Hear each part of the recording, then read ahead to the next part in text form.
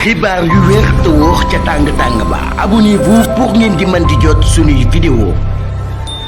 mbégte la ñuy am ci ànd bi ak Buzz 221 HD ni ñu koy defee saa su ne rek di leen indil ay xibaar li ca gën a fës dogal ba wàcc na ci kaw kile di Maimouna Ndour Faye nekk itam koo xam ne ku ñu ràññee la lool ci réew mi la di réewum Sénégal waaye itam ci métier mi nga xam ni ci lay yëngu di wàllum journalisme moom mi lee di Maimouna Ndour Faye justice jël na dogal ne dafay jaay bépp bagage boo xam ne nag nekk na foofee ca kër googee di 7TV moom nag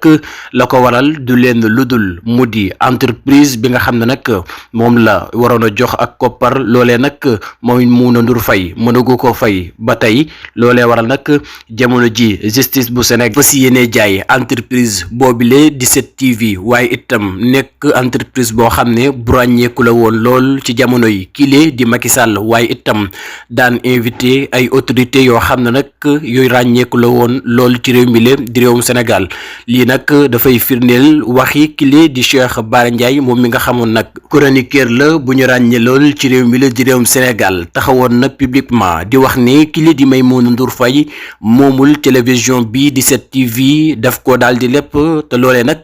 ma ngay dem ak entreprise boobule ci la nga xam ne nag moom moo di yoon loolee nag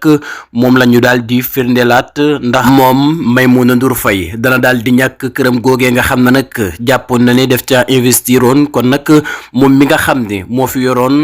émission bu siiw boobile di MMF waaye itam daan invité ay ndaanaan waaye itam daan invité ñi nga xam ne nag ñoom ñooy ay autorité kon nag jamono ji mën nañoo jàpp ne entreprise boobile nga xam ne kii di Maimouna Ndour Faye jànkoonteeg ci ay jafe-jafe yu metti waaye itam amoon ci li nga xam ne nag moom moo di agression ca jamono yi kii di Macky Sall kon nag jamono ji fas yéene naa ñàkk la nga xam ne nag moom moo di këram googee di 7TV la ko waral nag du leen lu dul koppar goo xam ne nag war na koo jox entreprise bi mu seqaloon mbir mi le te la ñu dige woon matalu ko benn yoon kon nag ñoo ngay ñaanal ki la di Maimouna Ndour Faye yàlla may ko xolub muñ waaye itam mu continuer li nga xam ne moom moo di liggéeyam ci yeneen yi télévision ndaxte itam nekk na lool ku ñu ràññee ci réew mi le di réewum Sénégal.